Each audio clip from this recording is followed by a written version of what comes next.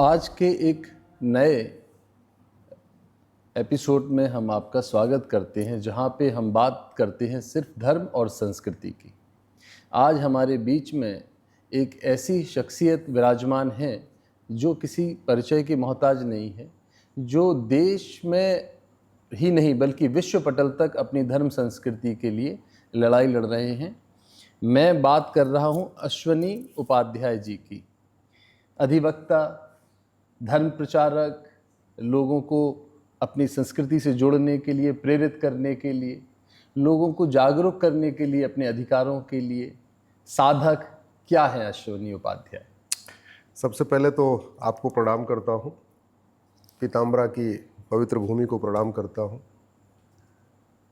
मुझे बहुत खुशी है कि राज परिवार के किसी सदस्य ने ये काम शुरू किया है। और कल से मैं जब से लगातार चर्चा कर रहा था, मैं बहुत सारे राज परिवारों में गया, लेकिन राज परिवार के किसी व्यक्ति को इतना गहन चिंतन है अपने उपनिषद के बारे में, रामायण के बारे में, वो तो मैंने आपसे सुना है। इसलिए मैं आपको प्रणाम करता हूँ, आपको धन्यवाद देता हूँ। सादर प्रणाम। जिस तरीके से आपने कल राम की व्याख्या किया, ग्रहों की व्याख्या किया, ये तो अद्भुत है। मतलब बहुत कुछ सीखा मैंने आपसे जी। जहाँ तक मेरी बात है, मैं सामान्य रूप से बस ये कहिए कि मैं भारत माता का एक पुत्र हूँ। इंजीनियर होना, सोशल मीडिया में एक्टिव होना, वो सब उसके बाद है। हाँ, जीवन का एक लक्ष्य है कि भारत में फिर से राम राज्य की स्थापना हो। जीवन का लक्ष्य है भारत में फिर से, वो कहते हैं परम वैभव का लक्ष्य, जो कहते थे हम सोने की चिड़िया, वो फिर से हम उसको बना सके। जीवन का लक्ष्य ये है कि भारत विश्वगुरु बने। कई मामलों में हम विश्वगुरु थे।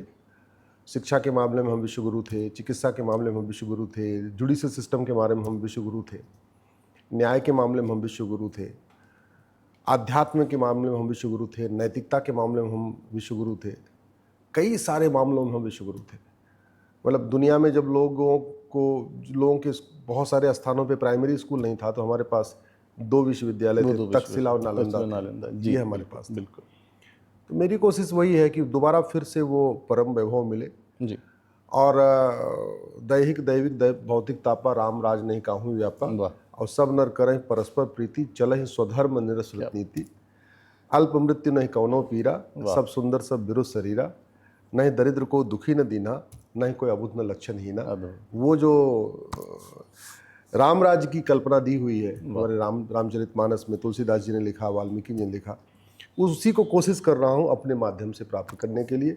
इसलिए Monday to Friday Supreme Court रहता हूँ, सैटरडे संडे सारे हॉलीडेज में बाहर घूमता रहता हूँ, और कोशिश यही कर रहा हूँ कि जो हमारी संस्कृति है, हमारी परंपरा, लोगों को उस पर गर्व हो। बहुत अभी लोग पीछे पश्चिम की तरफ भाग रहे हैं, और वो हमारी तरफ भाग रहे हैं। जी। आपने कहा कि भारत माता का पुत्र हूँ और भारत माता की सेवा कर रहा हूँ। एक इसी से सवाल आता है कि भारत माता पे समय समय पर आघात हुआ है, आक्रमण हुआ है, और इसी भारत माता में उनके नाम का महिमा मंडल भी किया गया है। उनके नाम पे रोडें भी चल रही हैं, Humayun road, Akbar road, Aurangzeb road, यहाँ तक कि स्टेशन है, यहाँ तक कि उनके तीर्थ भी हैं।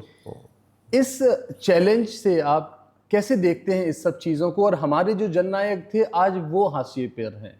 मैंने 4-5 साल पहले एक PIL फाइल किया सुप्रीम कोर्ट में कि भारत में एक नामकरण आयोग बनाया जाए और एक नामकरण संहिता बने। जी।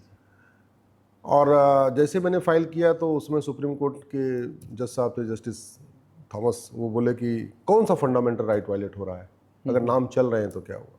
हमने कहा साहब, एक नहीं 7 फंडामेंटल राइट वायलेट हो रहे हैं। ये हमारी संप्रभुता का मामला है, ये हमारी राइट टू आइडेंटिटी का मामला है, ये हमारी राइट टू डिग्निटी का मामला है, ये हमारे राइट टू कल्चर का मामला है। ऐसे उनको मैंने 7 फंडामेंटल राइट बताए कि इन जो विदेशी आक्रांताओं के नाम चल रहे हैं, इसकी वजह से संविधान में द्वारा दिए गए 7 फंडामेंटल राइट हमारे भारतीयों के वायलेट हो रहे हैं। उदाहरण के लिए, भगवान कृष्ण ने 5 गांव मांगे थे, वो 5 के 5 गांव आपको भारत के नक्शे पर नहीं मिलेंगे, क्योंकि तिल प्रस्थ को फरीद खान ने फरीदाबाद बना दिया, गज प्रस्थ को गाजी खान ने गाजियाबाद बना दिया, इंद्रप्रस्थ दिल्ली हो गया, पान प्रस्थ पानीपत हो गया, सोन प्रस्थ सोनीपत हो गया।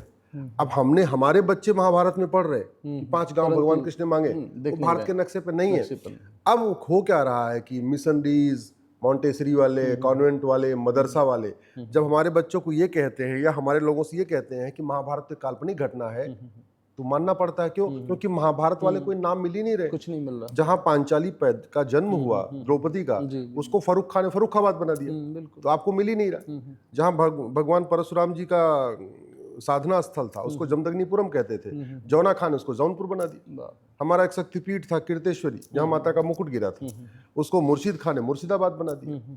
तो मुगलों ने यहाँ आके दो काम किया। पहला, जितने हमारे पौराणिक स्थल थे, ऐतिहासिक स्थल थे, जिनका वर्णन उपनिषद में था, रामायण में था, महाभारत में था, उसको ने ढूंढ ढूंढ के सबका नाम बदल दिया हमारी पहचान मिटाने के लिए। दूसरा, जितने हमारे ऐसे ऐतिहासिक पौराणिक स्थल थे उनको तोड़ दिया, और पूरा नहीं तोड़ा, बस गुम्बद तोड़ा, गुम्बद को चेंज किया, नाम उसका नेम प्लेट बदल दिया। ये जो दो काम किया है, ये इसको बदलना जरूरी है। अब सवाल ये बदला कैसे जाए? भाई, भारत में 1000 नाम है, एक एक नाम बदल देंगे तो 1000 साल लगेगा, साल में 10 नाम बदलेंगे तो 100 साल लगेगा। इसलिए मैंने PIL फाइल किया, एक भारतीय नामकरण आयोग बने, उसमें सारे एक्सपर्ट हो, एक भारतीय नामकरण संहिता बने। पहले तो ये हो जाए कि किसी भी विदेशी आक्रांता के नाम पे कोई सड़क मोहल्ला गली नहीं होगी, और किसी विदेशी भाषा में कोई गांव, तहसील, सड़क मोहल्ला गली नहीं होगी। दो चीजों की क्राइटेरिया रखनी चाहिए। कोई विदेशी, उर्दू में, अरबी में, फारसी में कोई भी गांव, मोहल्ला, तहसील, थाना, जिला, शहर कुछ नहीं होगा। और दूसरा, आक्रांताओं के नाम पे, तो दो क्राइटेरिया बनाना चाहिए। और एक आयोग बना दे, उसमें जज भी हों, इतिहासकार भी हों, समाज के प्रबुद्ध जन भी हों, सब लोग हों, और पूरे देश का सर्वे करके एक साथ एक झटके में बदल दें। हमेशा हमेशा के लिए विवाद खत्म हो जाएगा। एक एक नाम बदलेंगे तो लगातार विवाद बनता रहेगा। बहुत अच्छी बात आपने बात। एक मैं आपको उसी में और जोड़ दूं, जो आपका दूसरा, इस सवाल का दूसरा पार्ट। जी। इंद्रप्रस्थ दिल्ली जिसको हम कहते हैं, इसको बसाया किसने? युधिष्ठिर जी ने। जी बिल्कुल। पांचों भाइयों ने वहां इतना मेहनत किया, खून पसीना अपना एक किया, तब वो खांडव प्रस्थ को इंद्रप्रस्थ बनाया। उस दिल्ली में युधिष्ठिर रोड नहीं है, भीम रोड नहीं है, अर्जुन रोड नहीं है, नकुल रोड नहीं है, सहदेव रोड नहीं है, कुंती रोड नहीं है, माद्री रोड नहीं है, अभिमन्यु रोड नहीं है, कोई रोड नहीं है। और उस दिल्ली में अभी मैं तो चाहूंगा जब कोई भी लोग आए तो एक बार दिल्ली का जरा इंडिया गेट जिसको कहते हैं उसका सर्किल देखे। वहाँ शाहजहां रोड है, बाबर रोड है, हुमायूं रोड है, लोधी रोड है, लोधी कॉलोनी है, लोधी पार्क है, सब कुछ है। जबकि उनका इससे कोई लेना देना नहीं। ये सड़कें सब कांग्रेस ने बनवाई और नाम रख दिया बाबर, हुमायूं, तुगलक, गजनी, गोरी के ऊपर। बिल्कुल। तो इसको हटाने का एक ही तरीका है, एक भारतीय नामकरण आयोग, एक भारतीय नामकरण संहिता, एक झटके में सबको हटा दें। एक एक करके करेंगे तो हमेशा टेंशन बनी रहेगी, विवाद होता रहेगा। बहुत अच्छी बात है। परंतु आपने इसी विषय में बात की बच्चों की, मुगल, अंग्रेज, ये तो संस्कृति पर इन्होंने प्रहार और चोट की ही है, परंतु आज के परिवेश में सबसे ज़्यादा जो चोट हो रही है वो हो रही है सोशल मीडिया। आप देखिए, टीवी पे ब्राह्मणों को मांस खाते हुए दिखाया जाता है, क्षत्रियों को जिन्होंने अपना सब कुछ इस देश को दिया उनको आक्रमणकारी दिखाया जाता है, हमारे वैष्णव लोगों को अत्याचार करते हुए दिखाया जाता है और हमारे दलितों को उनसे दूर किया जाता है। तो ये षड्यंत्र जो चल रहा है जिसमें हमारे हिंदुओं को अलग थलग करने का षड्यंत्र है, इस पे कैसे आप विजय प्राप्त करेंगे? ये सत्ता प्रायोजित षड्यंत्र है। सत्ता ने संरक्षण दिया और मुंबई में बैठे कुछ सत्ता के चमचों ने ये काम किया है। एक बात मैं आपको बताना चाहूँ कि पूरे के पूरे जो मुस्लिम आक्रांता थे उस समय सबसे ज़्यादा हत्या क्षत्रियों का हुआ है। अच्छा। सबसे ज़्यादा। वो चाहे औरंगजेब का समय हो, चाहे बाबर, हुमायूं, तुगलक, गजनी, गोरी, खिलजी, जितना देख लीजिए, सबसे ज्यादा प्रतिकार क्षत्रियों ने किया। सबसे ज्यादा क्षत्रिय बहन बेटियां विधवा हुई। एक समय ऐसा आया था, तब ऐसा माना गया था कि 30 साल से ऊपर और 16 साल के तक के बीच के जो क्षत्रिय थे वो पृथ्वी से खत्म हो चुके थे। क्षत्रियों की संख्या कम होने का सबसे बड़ा कारण ये कि वो 5 साल लगातार लड़ते रहे। क्षत्रियों की शायद मुझे लगता है अगर हम फिल्म बनाना शुरू करें तो कम से कम 500 फिल्म बन सकती है अगर एक एक क्षत्रिय राजाओं के ऊपर, और उनकी वास्तव में जो उनके जीवन में किया उस काम 500 फिल्में बन सकती है। लेकिन दिखाया नहीं, उल्टा कर दिया। क्यों? क्योंकि वो सत्ता वही चाह रही थी। ऐसे ही ब्रिटिश शासन के दौरान सबसे ज्यादा फांसी ब्राह्मणों को हुई। अच्छा। हाँ, मतलब इनको अंग्रेजों को ब्राह्मणों से नफरत थी। नफरत कैसे हुई? मंगल पांडे ने क्रांति किया, उन्होंने पता किया कि मंगल पांडे कौन है, बोले जी ब्राह्मण है। अच्छा, वहीं से उनका दिमाग खराब हो गया कि ब्राह्मण अकेला ये नासूर बन गया गया। जी जी। उसके बाद जो हुई उससे उनको और नफरत हो गई। क्या हुआ? मंगल पांडे की क्रांति की घटना मतलब 2 महीने के अंदर मंगल पांडे ने क्रांति किया, ये बात ढाका के लोगों को पता चल गई, चटगांव के लोगों को पता चल गई, लाहौर के लोगों को पता चल गई, ठीक है, सिंध के लोगों को पता चल गई, कन्याकुमारी के लोगों को पता चल गई, गुजरात के लोगों को फैल गई, चारों तरफ फैल गई।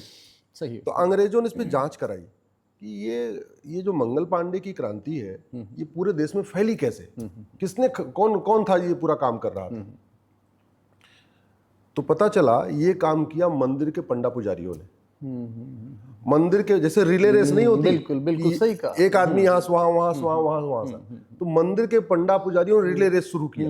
बिल्कुल। एक यहाँ से रात को पंडा पुजारी निकला, वो गया अगले मंदिर तक, अगला वाला अगले मंदिर तक, अगला वाला अगले मंदिर तक, अगला वाला, तो ऐसे 20-25 किलोमीटर चलते चलते चलते चारों तरफ ये बात फैल गई।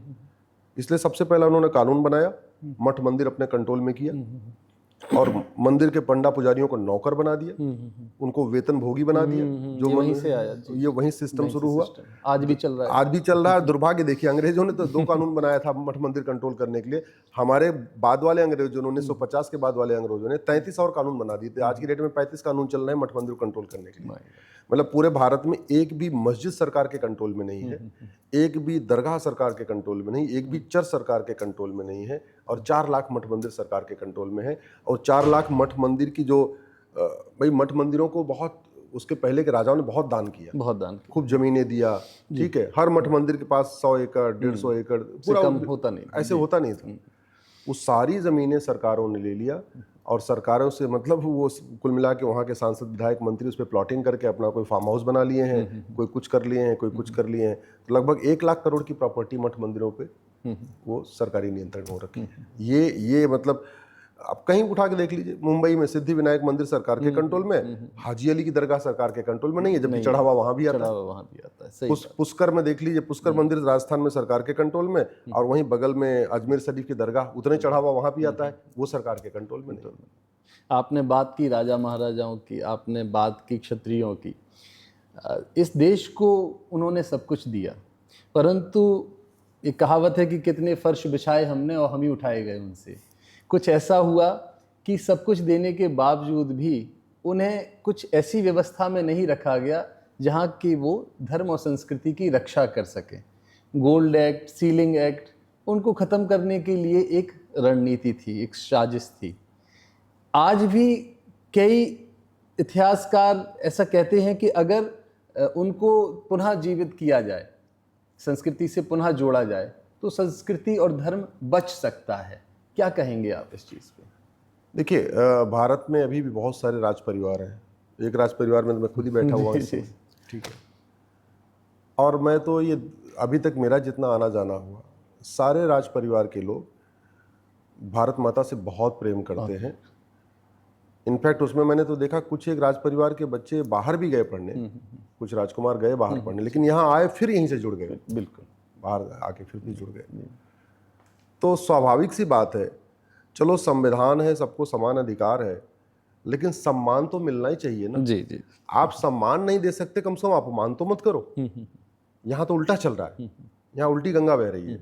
क्या आप अपमानित कर रहे हो? अरे जिन लोगों ने इतना, जिनके पूर्वज इतना बड़ा बलिदान किए, जिनके पूर्वजों ने सब कुछ संभाला, शासन की व्यवस्था रखी, भारत की संस्कृति बनाए रखी, भाई बाकी स्थानों पे आप देख लीजिए, जो प्रिविलेज फंड मिलता था, हाँ, वो भी खत्म कर दिया गया। उससे ये हालात हुए कि मतलब एक, जिसको हम बुंदेलखंड में कहते हैं कि पेट की मारी गई, जिससे उनका अस्तित्व भी खतरे में आया था। ये काम किया गया, बड़े शासन किया गया उनको, बस मतलब कुल मिला के भारत को बर्बाद, भाई भारत को बर्बाद करना है तो भारत को मजबूत बनाने में जितने लोग खड़े हैं उनको एक एक करके आपको ठीक करना पड़ेगा, तोड़ना ही पड़ेगा, ठिकाना लगाना पड़ेगा। बस कुल मिला के रणनीति है। जी जी जी जी जी। बाकी बहुत अच्छी बात आपने कही कि जो ब्राह्मणों का मैंने देखा है कि जब नालंदा यूनिवर्सिटी जली और जहाँ पे मैकले जी ने संस्कृत बोलने पर, धर्म करने पर बैन लगा दिया था। ऐसी परिस्थितियों से भी अगर देश निकला है तो मेरा ये कहना है कि ब्राह्मणों ने अपने कंठ में रख लिया था वेद पुराणों को, क्योंकि जला दिए गए थे। परंतु आज उन्हीं ब्राह्मणों पर भी सवाल उठाए जाते हैं और उन्हें भी विलेन के तौर पे दिखाया जाता है और ऐसा माहौल बना दिया जा रहा है कि वो पूर्णतः गलत हैं। कुछ हो सकता है, हर क्षत्रिय, हर हम चारों वर्णों में अच्छे बुरे लोग हाँ, हैं, अपवाद तो सब में होते हैं, परंतु अपवाद तो हमारे सब यहाँ सीधा टारगेट किया जाता है। ऐसा क्यों और इससे हम कैसे बचें? देखिए, ये हम उन्हें सही और गलत के तौर मापदंड पे क्यों नहीं देखते हैं? वामपंथियों को लगता है कि अगर ब्राह्मणों को हम इस तरीके से टारगेट करके इनको फ्रस्ट्रेट कर दें तो वामपंथियों का एजेंडा, मिशनरियों का एजेंडा लागू करना बड़ा आसान हो जाएगा। और ये काफ़ी हद तक सफल भी हो गए। जैसे तमिलनाडु में उन्होंने ब्राह्मणों को फ्रस्ट्रेट किया, तो ज़्यादातर वहाँ से लोग तमिलनाडु से शिफ्ट हो गए। एक वहाँ पर पूरा एक आंदोलन चला और उसमें टारगेट किया गया। तो शिफ्ट किया तो कहाँ चले गए? वो न्यूयॉर्क में चले गए, वो कंपनियों के सीईओ बन गए। के पराशरन साहब दिल्ली आ गए, भारत के अटॉर्नी जनरल बन गए। ठीक है, आज की डेट में सुप्रीम कोर्ट में मतलब कम से कम 20 सीनियर एडवोकेट हैं जो तमिलनाडु से शिफ्ट होकर इधर आए। दातार साहब वहीं के रहने वाले हैं। ऐसे बहुत सारे लोग हैं। वामपंथियों की योजना ये है, चूंकि वामपंथी दिमाग से काम करते हैं तो उनको सामने वाला लगता है सामने वाला दिमाग कौन लगा रहा है, कौन हमारे एजेंडे के बीच में खड़ा कौन है, बहुत उसके ऊपर मारो। तो इसलिए ये जो ब्राह्मणों को आज की डेट में टारगेट करने की है, वो सारा का सारा वामपंथियों का खेल है। उनको लगता है ये बीच में से हट जाए तो हम सबको अपने उसमें मिला लेंगे और हम सबको अपनी जो उनकी वामपंथी चरस है वो खिला देंगे सबको। जातीय जनगणना, वैसे ही हम लोगों पर बार बार चोट होती रही है कि हम चार वर्णों को अलग किया गया, परंतु जो हमारा धर्म कहता है, जो शंकराचार्य ने कहा है कि हम चारों वर्ण एक हैं, एक ही हिस्सा है, एक ही पिता की संतान है, उसको इतना छिन्न भिन्न किया गया कि हम लोग एक दूसरे से दूर होते चले जा रहे हैं। कैसे उन्हें एक धागे में पिरोएंगे अश्विनी जी? देखिए, इस देश में जो सबसे पहली आवश्यकता ये है कि गुलामी की शिक्षा व्यवस्था को बदला जाए। ये जो गुलामी की शिक्षा व्यवस्था चल रही है, जिसमें झूठ, फ्रॉड पढ़ाया जा रहा है बच्चों को, उसकी वजह से शायद हम बटे पड़े हैं। ऐसे ऐसी झूठी बातें पढ़ाई जा रही हैं सीबीएसई बोर्ड में, आईसीएसई बोर्ड में, इवन स्टेट बोर्ड में, कि उसकी वजह से हम जातियों के आधार पर बटे हैं। भारत की शिक्षा व्यवस्था क्या थी? कृष्ण राज परिवार, सुदामा एक गरीब ब्राह्मण, एक साथ एक स्कूल में एक किताब पढ़े। कृष्ण और सुदामा किताब अलग लग रही। बिल्कुल। राजा दशरथ राजा छत्री, रोम खड़ा हो रहा है क्या? हाँ, राजा दशरथ राजा छत्री, और उस समय के राजा रघु के वंशज चक्रवर्ती नरेश, वो राजा दशरथ, राजकुमार दशरथ किसके साथ पढ़ रहे हैं? सुमंत के साथ पढ़ रहे हैं, जो एक केवट का लड़का है। क्या बात है, वाह। तो एक केवट का लड़का, एक राजा का लड़का एक साथ ही बैठ के किताब पढ़ रहा है, दोस्ती हो जाती है। उसके बाद जब उनको राजपाट मिलता है तो मुख्यमंत्री, महामंत्री किसको बनाते हैं? सुमंत को। ये देखिए ना आप, ये है भारत। ये भारत। भगवान श्री राम, राज परिवार, राजकुमार, निषाद, प्रयाग वाले एक स्कूल में एक साथ बैठ के एक किताब पढ़ते हैं। भारत में सामाजिक समरसता स्थापित करना है, इन वामपंथियों का गठजोड़ तोड़ना है, जातिवाद, भाषावाद, क्षेत्रवाद का जहर खत्म करना है, तो हमें मदरसा, मैकाले, मिशनरी और मॉन्टेसरी, ये 4 एजुकेशन सिस्टम को खत्म करके भारतीय शिक्षा व्यवस्था लागू करना पड़ेगा, जो हमारी गुरुकुल वैदिक कालीन शिक्षा व्यवस्था थी, जो 555 मॉडल था, 5 साल का प्राइमरी, 5 साल का जूनियर सेकेंडरी और 5 साल का ग्रेजुएशन। आज भी वो चल रही है। अंग्रेजों ने हमारी शिक्षा व्यवस्था को कॉपी पेस्ट मारा। हमारा भी टोटल 15 साल था। आज भी 5 साल प्राइमरी, 3 साल जूनियर, 2 साल सेकेंडरी, 2 साल हायर सेकेंडरी, 3 साल का बीए, बीएससी, बीकॉम, 15 साल हो रहा है। और ये हमारा मॉडल था, 5 साल प्राइमरी, 5 साल सेकेंडरी, 5 साल के प्राइमरी में हम केवल इथिक्स पढ़ाते थे, इन्वायरमेंट पढ़ाते थे, नैतिकता पढ़ाते थे, समाज के साथ कैसे रहना, मित्र के साथ कैसे रहना, माता पिता से कैसे रहना, भाई बहन कैसे रहना, ठीक है, अष्टांग योग पढ़ाते थे, सूर्य नमस्कार, सारे योग। मतलब 5 साल की प्राइमरी में बच्चे को आध्यात्मिक रूप से, नैतिक रूप से, शारीरिक रूप से, मानसिक रूप से पूरा मजबूत कर देते थे। फिर बाद के 5 साल में अपना सब्जेक्ट पढ़ाते थे। सेम वही हमारा एजुकेशन सिस्टम आज की डेट में फिनलैंड में चल रहा है। ओहो, जिसको हम दुनिया का सर्वोत्तम एजुकेशन सिस्टम कहते हैं। इसीलिए सेम वही एजुकेशन सिस्टम जापान में चल रहा है, हमारा वाला। इसलिए आप देख लीजिए, जापान में आपको ना कोई कामचोर मिलेगा, ना हरामखोर मिलेगा, ना कोई जासूस मिलेगा, ना गद्दारी करने वाला मिलेगा। वहाँ सब एकदम बड़े बड़े राष्ट्रवादी लोग हैं, अपने जापान से प्यार करते हैं। बिल्कुल। तो वो एजुकेशन आज सिस्टम दुनिया उनको देख रही है। बिल्कुल।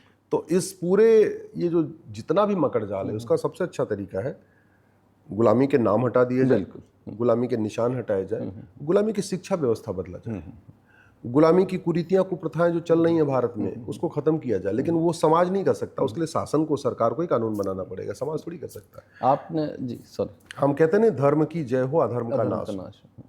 धर्म की जय करना शासक का काम, समाज का काम, समाज का, और अधर्म का नाश करना शासक का काम। बहुत और अधर्म का नाश किए बिना धर्म की जय नहीं होती। नहीं हो सकती। भगवान राम का अवतार अधर्म का नाश करने के लिए हुआ, भगवान कृष्ण का अवतार अधर्म का नाश करने के लिए हुआ, भगवान परशुराम अधर्म का नाश किए। बिल्कुल। हमारे समय में जो पहले राजा महाराजा थे वो क्या करते थे? अधर्म का नाश करते। शासक जय धर्म की, समाज धर्म की जय करता था। उस धर्म की जय में कोई दिक्कत आ रही है उसको राजा ठीक करते थे। वाह, क्या बढ़िया परिभाषा है जी। आपने बात की मदरसे पे, तो जिन्ना के समय जो वक्फ में ज़मीन थी और आज जो ज़मीन है, ज़मीन आसमान का फ़र्क है। क्या है और क्यों है इतना फ़र्क? भारत में टोटल 100 लाख एकड़ ज़मीन पे कब्ज़ा हो रखा है। 40 लाख एकड़ ज़मीन पे वक्फ बोर्ड ने कब्ज़ा कर रखा है। 40 लाख एकड़ पे मिशनरी और चर्चेज ने कब्ज़ा कर रखा है। और बाकी लगभग 20 लाख एकड़ ज़मीन पे ये सड़क किनारे, हाईवे किनारे झुग्गी फुग्गी डाल के, और नदियों किनारे, पहाड़ियों पे, ऐसे कुल मिला के लगभग 100 लाख एकड़ ज़मीन पे कब्ज़ा है। पहला कानून 1913 में बनाया इसने, जिन्ना ने बनवाया, और वो 1953 तक चला। वो 40 साल के दौरान टोटल वक्फ बोर्ड की प्रॉपर्टी थी 50,000 एकड़। नेहरू ने जब 1954 में कानून बनाया, उससे प्रॉपर्टी एकदम बूस्ट करना शुरू की, जंप करना शुरू की। और फिर बाद में इंदिरा गांधी ने उस कानून को बदला, राजीव गांधी ने बदला, फिर नरसिंह राव ने बदला, फिर मनमोहन सिंह जी ने बदला। आज की डेट में वक्फ बोर्ड के पास 40 लाख एकड़ जमीन है। यानी जिन्ना वाले कानून से 50,000 एकड़, कांग्रेस के कानून से 40 लाख एकड़। तो आप सोचिए, जिन्ना वाला कानून कम खतरनाक था, ये बाद वाला कानून ज्यादा खतरनाक हुआ कि 40 लाख 80 गुना प्रॉपर्टी बढ़ गई।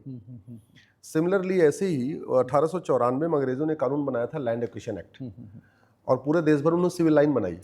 वो सिविल लाइन उसी 1894 वाले कानून से, पूरे देश में जहां जहां सिविल लाइन मिलेगी वहां की आधी जमीन चर्च और मिशनरीज की मिलेगी आपको। अंग्रेज क्या करते थे कि जमीनें अपना, कि हम तहसीलदार का ऑफिस बनाएंगे, कलेक्टर ऑफिस बनाएंगे, कप्तान ऑफिस बनाएंगे, ऐसा करके जमीन लेते थे, और उन जमीनों पे वो वहाँ की आधी जमीनें चर्चों मिशनरीज को दे देते थे। तो उस 1894 वाले कानून से लगभग 40 लाख एकड़ जमीन पे चर्च और मिशनरीज का कब्जा है। ये हो गया 80 लाख एकड़।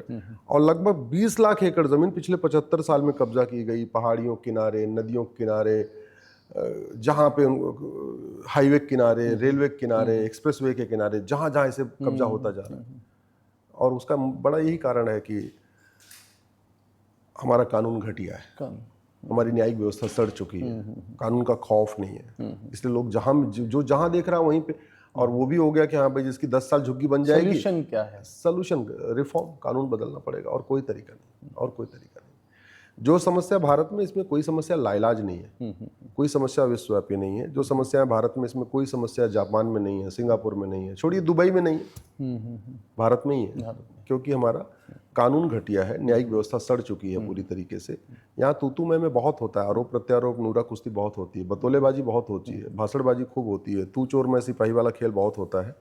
लेकिन ना आज तक हमने गुलामी के नाम हटाए, ना गुलामी के निशान हटाए, ना हमने गुलामी की कुरीतियाँ खत्म किया, ना गुलामी की कुप्रथाएं खत्म किया, ना गुलामी की पुलिस व्यवस्था बदला, ना गुलामी की न्यायिक व्यवस्था बदला, ना गुलामी की प्रशासनिक व्यवस्था बदला, ना गुलामी की टैक्स व्यवस्था बदला, ना गुलामी की व्यापार व्यवस्था बदला। हमने कुछ भी गुलामी का बदला ही नहीं है। मतलब हालत ये हो गई है कि हम आज 75 साल में शब्द भी नहीं हटा पाए। हवलदार ये हमारा शब्द नहीं है, हमारा नहीं। थानेदार हमारा शब्द नहीं है, तहसीलदार, पेशकार ये हमारा शब्द नहीं है। बिल्कुल भाई थाना जो है, कायदे से इसका नाम होना चाहिए प्राथमिक सुरक्षा केंद्र। बिल्कुल, जैसे प्राथमिक स्वास्थ्य केंद्र होता है ना, बिल्कुल ऐसे इसका नाम होना चाहिए प्राथमिक सुरक्षा केंद्र। बिल्कुल सही बात। तो कम से कम उसमें जो कर्मचारी रहेंगे उनके दिमाग में रहेगा कि भाई मेरा काम समाज की सुरक्षा करना है। वो तो थानेदार बना हुआ है। सही बात, थानेदार 1600 के 1000 कर दो, नाव दरोगा रख दो, हमारे बुंदेलखंड की कहावत है। तहसील क्यों, उसका नाम होना चाहिए प्राथमिक न्याय केंद्र, क्योंकि वहां लोगों को न्याय मिले। न्याय मिले। वो तो भ्रष्टाचार का अड्डा बना हुआ है। अभी पिछले हफ्ते खबर आई है, उत्तर प्रदेश के रामपुर में एक पाकिस्तानी आके अपनी जमीन बेच के चला गया। मतलब विभाजन के समय वहां से गया होगा और जमीन उसकी पड़ी थी, बल्कि वो शत्रु एक्ट में भी आती है और आके पूरी जमीन बेच के चला गया। मतलब ये सोचिए तहसील में हालत ये हो रही है, तहसील में किसकी जमीन, जिसकी जमीन है उसको पता ही नहीं है, कोई और आके बेच के चला जा रहा है। मतलब भ्रष्टाचार का अड्डा बना हुआ है। तो हम ये नहीं कर पाए, और ये तभी होगा, ये समाज के जागने से कुछ नहीं होगा। एक बात मैं आपको बताऊं, बहुत लोग कहते हैं जागो जागो जागो जागो, मुझे समझ में नहीं आता जाके करें क्या। भाई इस हॉल में मान लीजिए हम 10 लोग बैठे हुए और यहाँ पे जहरीली गैस भर गई, तो हम जो लोग बैठे हम क्या कर सकते, अपनी नाक दबा सकते हैं, और ज्यादा देर नाक दबाएंगे तो जान निकल जाएगी। तो मजबूरी में हमें वो जहरीली गैस लेना ही पड़ेगा। जहरीली गैस आ कहां से रही है, वहां की पाइप को काटना, ये किसका काम है? ये शासन का काम है कि समाज में जहरीली गैस आए ही ना, समाज में ऐसे वातावरण ही ना आए, ये रोकना समाज का काम है, शासन का काम है। समाज तो ठीक अपनी नाक दबा लेगा, थोड़ी देर नाक दबा लेगा, और नहीं तो वो जहर लेना शुरू करेगा। मतलब जैसे दरवाजा खोल दिया, सांप आए जा रहे हैं, अब कह रहे जागो जागो जागो जी, सांप आ गया। अरे भैया जब सांप हमें जागना था, तो सिक्योरिटी गार्ड किस लिए बैठा रखा है? सही बात है, बाहर वाला। बहुत अच्छी। वो वहां से डंडा नहीं मार रहा है और हमको जगा रहा है कि जागो जागो जागो जी, सांप आ गया, सांप आ गया। बिल्कुल। अगर देखिए, आम और बबूल एक साथ सरवाइव नहीं कर सकते। आम के पेड़ के बगल में बबूल का पेड़ लगाइए तो भी आम सूखेगा, और बबूल के पेड़ के बगल में आम लगा दीजिए तो भी आम ही सूखेगा, क्योंकि आम और बबूल का स्वभाव बिल्कुल अलग है।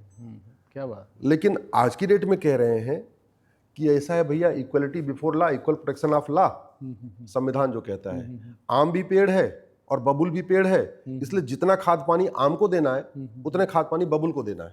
तो नतीजा क्या होगा कि बबूल के कांटे बड़े बड़े हो जाएंगे और फिर आम को वो नुकसान देना शुरू करेगा। आम और बबूल का कैरेक्टर ये भी है कि आम को बचाने के लिए आपको उसकी फेंसिंग करनी पड़ेगी, खाद पानी देना पड़ेगा, दीमक न लगने पाए इसकी चिंता करनी पड़ेगी, कोई जानवर ना आके खा जाए उसको देखना पड़ेगा। बबूल तो को न खाद देना है न पानी देना, कुछ नहीं करना, अपने आप फल फूल, अपने आप वो बड़ा हो जाएगा। और होना ये चाहिए कि माली का ये काम है कि बबूल जैसे ही बगीचे में आए उसको उखाड़ के फेंक दे। सही बात है। अब बबूल और माली कह रहा है जागो आम जागो, तुम्हारे बगल में बबूल पैदा हो गया। ये जो ड्रामा चल रहा है ना, ये ठीक नहीं है, ये गलत नहीं है। अगर भैया आम को बबूल से लड़ना ही है तो फिर माली रखने का फायदा क्या? फिर माली को वेतन भत्ता गाड़ी बंगला देने की जरूरत क्या है? फिर तो आज हम देखते हैं आज के परिवेश में हिंदू राजा पृथ्वीराज चौहान, जो धर्म संस्कृति की हम ये जो चर्चा कर रहे हैं, उसमें आज दिल्ली में धर्म संस्कृति के रक्षक, जिन्हें हम सभी हिंदू मानते हैं, नरेंद्र मोदी जी हैं। और बहुत जैसा कानून भी बदले जा रहे हैं, योगी जी के द्वारा भी बदले जा रहे हैं। तो क्या आप परिवर्तन की लहर देख रहे हैं? हाँ बिल्कुल, मैं देख रहा हूँ। पिछले 10 सालों में 1,500 अंग्रेजी कानून खत्म हो गए। ये बड़ा, बहुत कम लोगों को पता है, मैं पिछले 20 साल से होली के दिन अंग्रेजी कानूनों की होली जलाता था, लेकिन तब सोशल मीडिया थी नहीं, इसलिए लोगों को पता नहीं है। प्रतिवर्ष कम से कम 10,000 रुपये का अंग्रेजी कानून खरीद के और मैं उसको होली वाले दिन होली जलाता था। और उसके अलावा फिर मैं 8 अगस्त को फिर वही जलाता था। 8 अगस्त को भारत छोड़ो आंदोलन की वर्षगांठ होती है ना, क्विट इंडिया मूवमेंट, तो उस दिन भी हम जलाते थे। और एक बार तो जंतर मंतर पर जला रहे थे तो हम तिहाड़ भी चले गए थे। अरे वहाँ लोगों ने शिकायत कर दिया, कोविड का टाइम चल रहा था, तो कोविड में आप जो है प्रोटोकॉल तोड़ नहीं सकते कि भाई कोविड में आप कोई रैली वैली तो कर नहीं सकते। और उस समय हमने देश भर से आवाज़ दिया कि सब लोग आइए अंग्रेजी कानून जलाएंगे। लगभग 50,000 लोग पूरे देश से जंतर मंतर पहुंच गए कोविड के समय। पता नहीं कैसे लोगों का डर खत्म हुआ, सब वहाँ पहुँच गए और पूरा दिल्ली जाम हो गया। तो अलग विषय है। तो लगभग 1,500 कानून केंद्र सरकार ने खत्म किया। वक्फ एक्ट को खत्म किया, 370 को खत्म किया जी। और भी बहुत सारी चीजें पाइपलाइन में है। यूनिफॉर्म सिविल कोड भी पाइपलाइन में है, नाम भी बदले जा रहे हैं। प्रयागराज हो गया, बुलडोजर भी चल रहा है। शासक का पहला ये कर्तव्य है। ये जो योगी जी कर रहे हैं ये नया काम नहीं कर रहे हैं। हमारे यहाँ ये व्यवस्था थी, यही बाकी लोग भूल गए थे, योगी जी को याद आ गया कैसे करना कैसे। राम मंदिर बनाने से शांति नहीं आएगी, शांति आएगी राम नीति लागू करने से, और राम नीति है भय बिन होए न प्रीत। बहुत बड़ी। कृष्ण मंदिर बनाने से शांति नहीं आएगी, शांति आएगी कृष्ण नीति लागू करने से। सठे साठ्यम समाचरित। अद्भुत। जब आप भय पैदा करेंगे, क्योंकि 99% तो लोग अच्छे होते हैं, 99% लोग अच्छा जीवन जीना चाहते हैं, शांति से रहना चाहते हैं, लेकिन जो 1% गड़बड़ कर रहे हैं उनके लिए तो आप राम नीति और कृष्ण नीति काम आएगी। और उनको मानवाधिकार की दुहाई देके, मानवाधिकार मानव का होता है, दानव का नहीं होता। दुर्भाग्यवश हमारे देश में सबका मानवाधिकार की चिंता हो जा रही है। तो ये मुझे लगता है कि एक जो नया ट्रेंड शुरू हुआ, अब योगी जी ने शुरू किया तो बाकी लोगों ने शुरू किया। कुछ ऐसी चीजें हैं जो अभी भी केवल यूपी में ही हो रही हैं, बाकी जगह नहीं हो रही है। जैसे छांगुर जलालुद्दीन का एक नेटवर्क पकड़ा गया, वो छांगुर हर जगह है लेकिन बाकी जगह लोग पकड़ नहीं रहे, योगी जी ने पकड़वा लिया। एक बरेली का गैंग पकड़ा गया, वो वहां पकड़ा है, वो पहले से काम कर रहा है, वो पिछले 30 साल से काम कर रहा है। पहले की सरकारों ने उसको इग्नोर किया, लेकिन अभी पकड़ा गया और घर और सब उसका धराशायी कर दिया। उत्तर प्रदेश में धर्मांतरण खिलाफ बहुत तगड़ा एक्शन हो रहा है, लव जिहाद पे बहुत तगड़ा एक्शन हो रहा है, घुसपैठियों पे बहुत तगड़ा एक्शन हो रहा है। तो जो, लेकिन दिक्कत क्या आ रही है कि ड्राइवर अच्छा हो लेकिन गाड़ी गड़बड़ हो तो यात्रा सुरक्षित नहीं हो सकती। बहुत अच्छी बात। बहुत मतलब घर में बहनों को खाना बनाना बहुत अच्छा हो, लेकिन आता हो, लेकिन तेल मसाला गड़बड़ हो तो भोजन अच्छा नहीं बन पाएगा। डॉक्टर बहुत अच्छा हो लेकिन दवाई गड़बड़ हो तो बीमारी ठीक नहीं हो पाएगी। तो योगी जी अपने दम पे उसको खींच रहे हैं। जिस दिन ये पुलिस रिफॉर्म हो गया, जुडिशियल रिफॉर्म हो गया, एजुकेशन रिफॉर्म हो गया, कानून बदल गए, उस दिन योगी जी की स्पीड कम से कम 100 गुना और ज्यादा हो जाएगी। जिस दिन ये कानून बदल गए उस दिन मोदी जी की स्पीड 100 गुना और ज्यादा हो जाएगी। वास्तव में तब राम राज्य आएगा। सब नर करहि परस्पर प्रीति, चलहि स्वधर्म निरसुरत नीति। परस्पर प्रीति दो ही तरीके से होती है, शिक्षा में संस्कार हो और कानून का खौफ हो। घर में भी बच्चे परस्पर प्रीति तभी करते हैं, संस्कार अच्छा हो, माता का संस्कार हो और पिता का खौफ हो। मेरे बगैर पूछे ही आप सवाल का जवाब दे रहे हैं। मेरा आखिरी क्वेश्चन राम राज्य ही था। भाई घर में अच्छा बच्चों को संस्कार दिया, लेकिन केवल संस्कार के बाद भी बच्चे लड़ेंगे। जब तक ये खौफ ना हो, हाँ पिता अगर लड़ गए आपस में तो पिताजी बहुत तगड़ी पिटाई करने वाले हैं। वो जब खौफ रहेगा, प्रीत ना होत गोसाई। हाँ, भय प्रीत होत न गोसाई। तो ये हमारी परंपरा रही है। हाँ, बिल्कुल, बहुत अच्छी बात कही। और सारे सवालों के जवाब आपने बेबाकी से तो दिए ही। नहीं, मैं आपको धन्यवाद दूंगा महाराज साहब। मैं बहुत सारे राज परिवारों में गया, लेकिन आपके यहाँ जिस तरीके की संस्कृत और एकदम हमारी आध्यात्मिक, सांस्कृतिक और आधुनिकता तीनों का संगम जैसे मैंने यहाँ देखा, कहीं देखा नहीं। और आपको धन्यवाद दूंगा कि आप इस तरीके से रामायण के ऊपर इतना चिंतन करते हैं, अपने सनातन के ऊपर इतना चिंतन करते हैं। खासतौर पे जो आपका ज्योतिष का ज्ञान है वो तो मैं सुन के दंग रह गया। बहुत बहुत धन्यवाद। बहुत बहुत धन्यवाद। ये थे हमारे बीच में अश्विनी उपाध्याय जी, जो एक कर्मयोगी हैं, जिन्होंने देश के जो संकल्प है कि हमारे हिंदुत्व को, हमारे देश को विश्वगुरु बनाना है, विश्व पटल तक ले जाना है। ऐसे जब कर्मयोगी हर घर में पैदा हो जाएंगे तो शायद रामराज आ भी सकता है। इसलिए हमें अपने बच्चों को पाश्चात्य संस्कृति की शिक्षा ना देते हुए आप जैसे महान लोगों को सुनना चाहिए, जो लगातार देश के लिए काम कर रहे हैं, लगातार हमारे जन नायक जो रहे हैं उनके बारे में बताते रहते हैं, आज के कानून के बारे में बताते रहे हैं। बहुत बहुत धन्यवाद। फिर मुलाकात करेंगे एक ऐसी ही शख्सियत के साथ। तब तक के लिए सादर प्रणाम।